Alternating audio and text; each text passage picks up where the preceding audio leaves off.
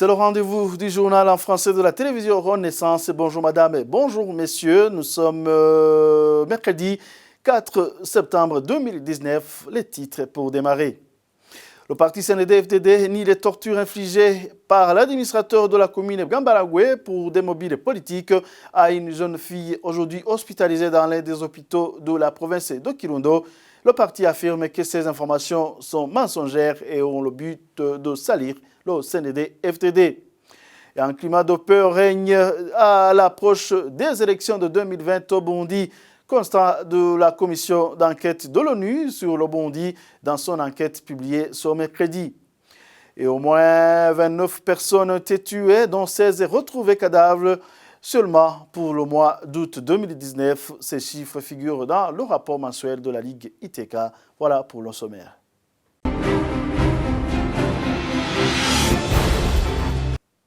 Encore une fois, bienvenue. Après le passage à tabac par l'administrateur de la commune de Gambaragoué, de 3 filles de la colline Boutegana, dont une des filles reste hospitalisée pour des mobiles politiques, le parti CNDD-FDD, dont l'administrateur est membre, n'a pas tardé à démentir les faits. Sur son compte Twitter en province de Kirundo, le parti affirme que ces informations sont mensongères et ont le but de salir le CNDD-FDD. Les détails avec Denis Daikengruki.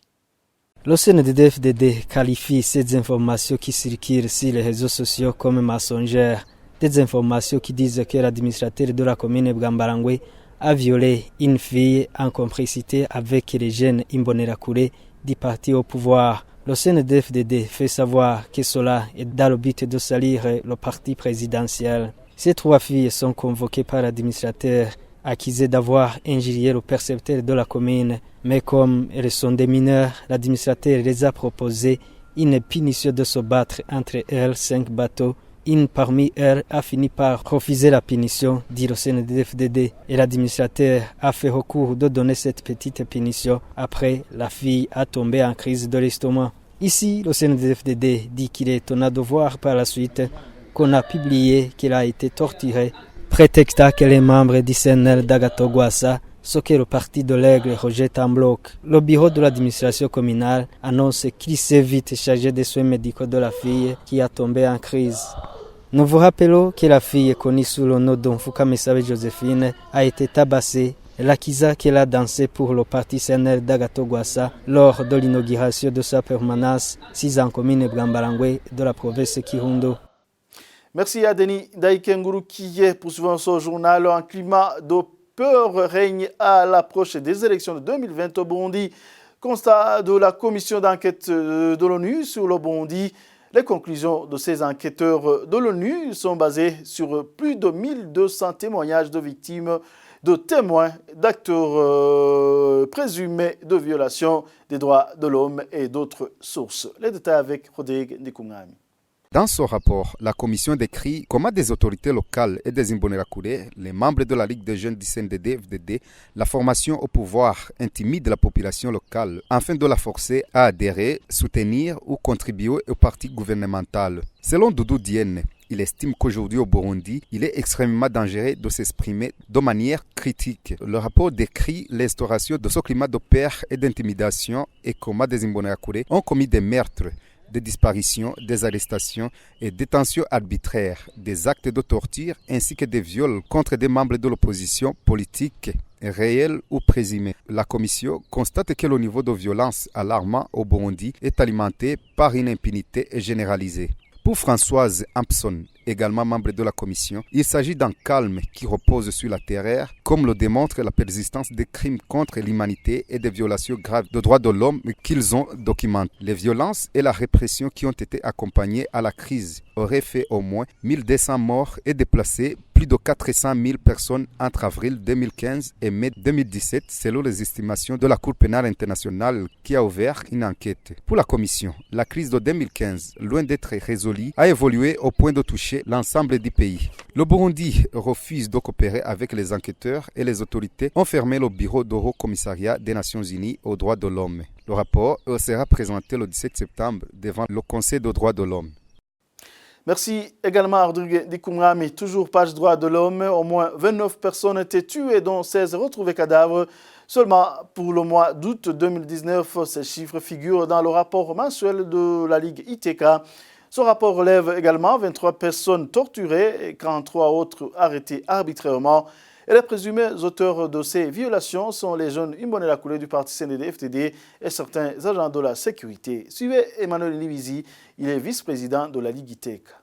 Au cours de la période couverte par ce rapport, des violations et atteintes aux droits de l'homme ont été enregistrées comme suit. Au moins 29 personnes ont été tuées, dont 16 retrouvées cadavres, 10 victimes de violences basées sur le genre, 23 personnes torturées et 43 personnes arrêtées arbitrairement. Parmi les victimes enregistrées figurent une femme, 3 mineurs, un nourrisson et un nouveau-né qui ont été tués. Le phénomène de cadavres a continué à se manifester dans plusieurs endroits du pays et pour la plupart des cas, les enquêtes ne sont pas diligentées, ce qui est très inquiétant.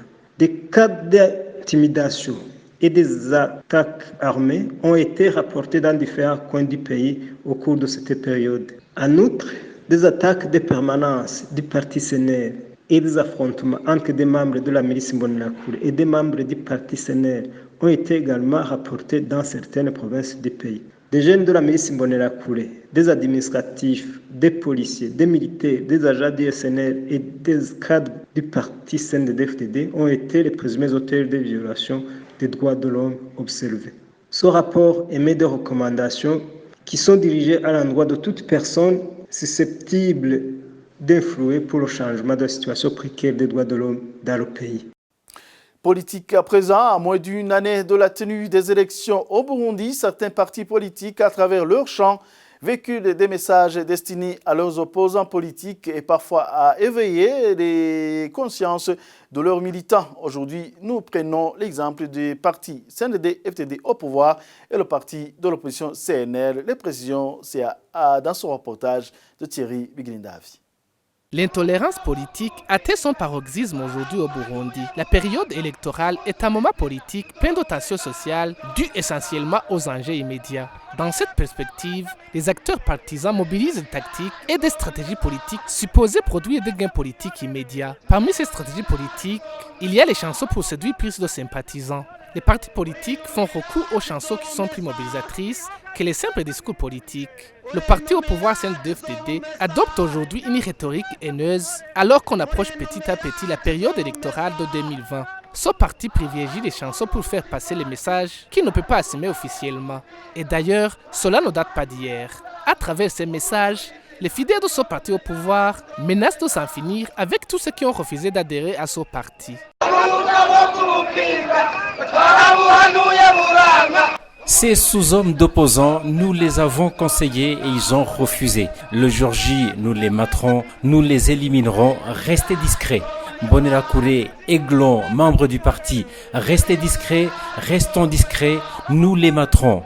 Agihogazi, soyez discrets, tous ceux de Karoussi, soyez discrets, nous les materons. Là-haut, en haut, dans les sites de déplacés, y habitent des sous-hommes d'opposants. Nous les avons conseillés et ils ont refusé. Restez discrets, nous les materons.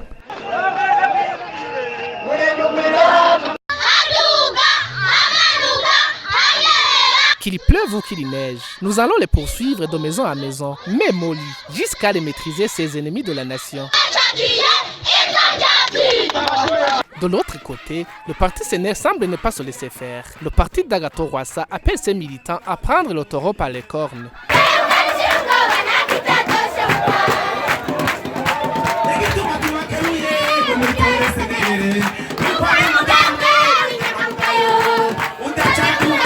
Il faut oser.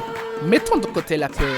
Tout sera possible. Nous vous invitons à adhérer au CNL car c'est un parti de révolutionnaires qui n'est ni ethnique ni régionaliste.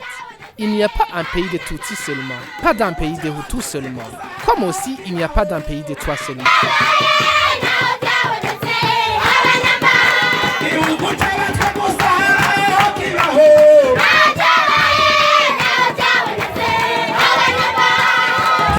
Oui, vraiment, nous avons été choqués. Pourquoi vous avez été si triste?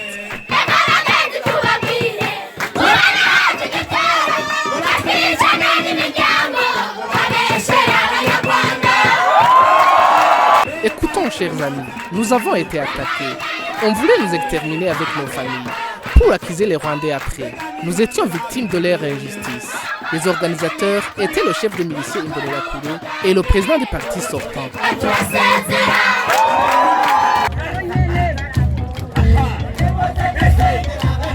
Prions pour ceux qui nous persécutent, car eux aussi ils sont malheureux. Prions pour eux, comme Saint Étienne a prié pour ses bourreaux.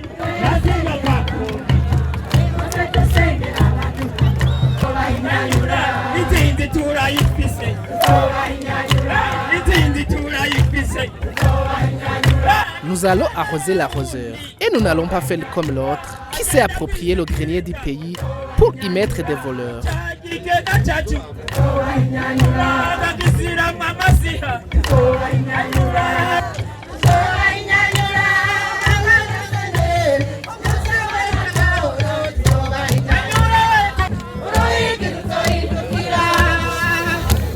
La peur va changer de camp et le gibier deviendra chasseur et vice-versa.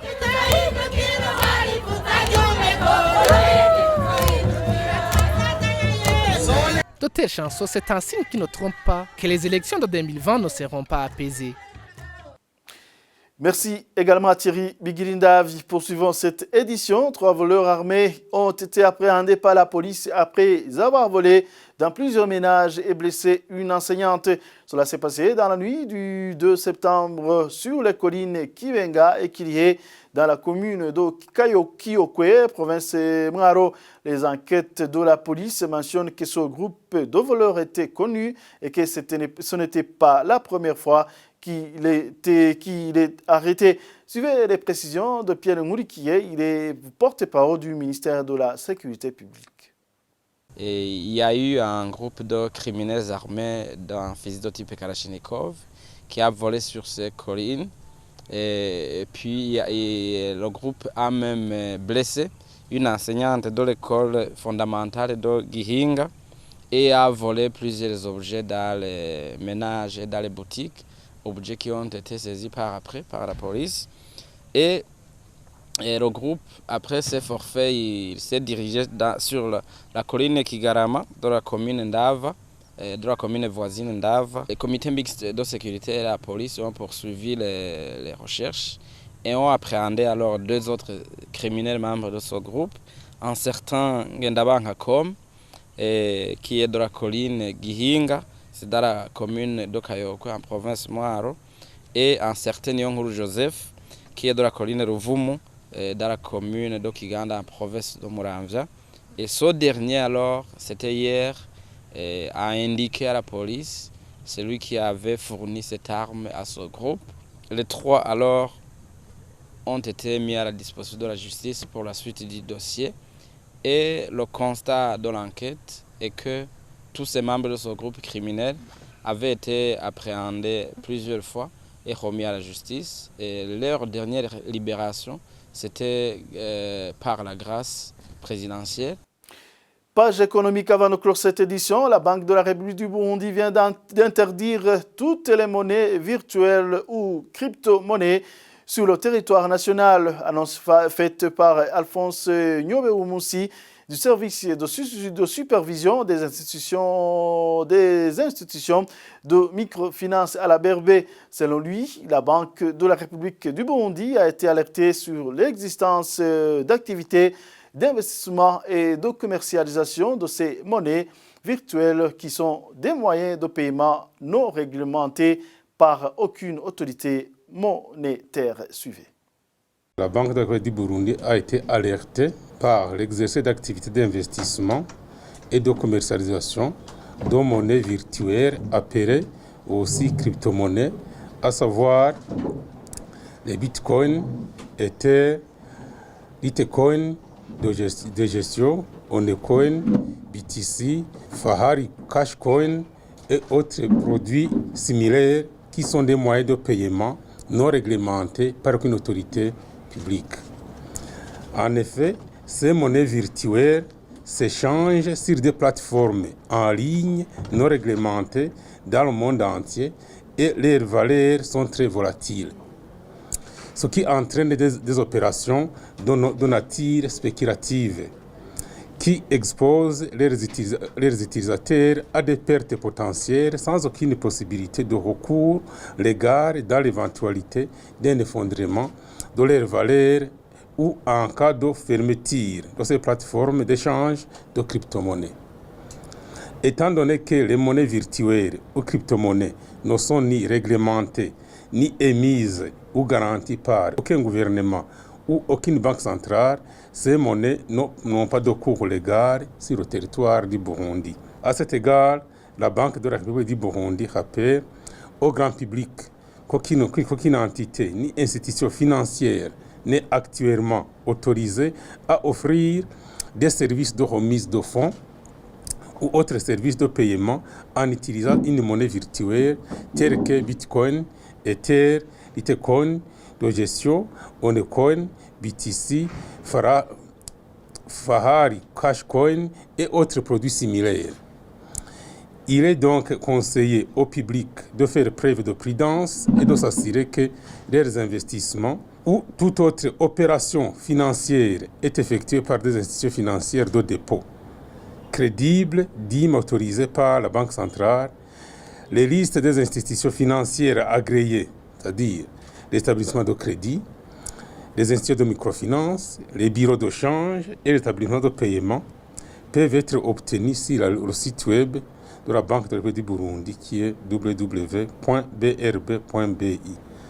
Le communiqué a été signé le 20 août par M. le gouverneur de la Banque de la République du Burundi, M. Jean Chiza, gouverneur. Et voilà, c'est sur cette page économique que nous mettons un peu final à cette édition. Merci à vous tous de nous avoir tenu compagnie. À la prochaine.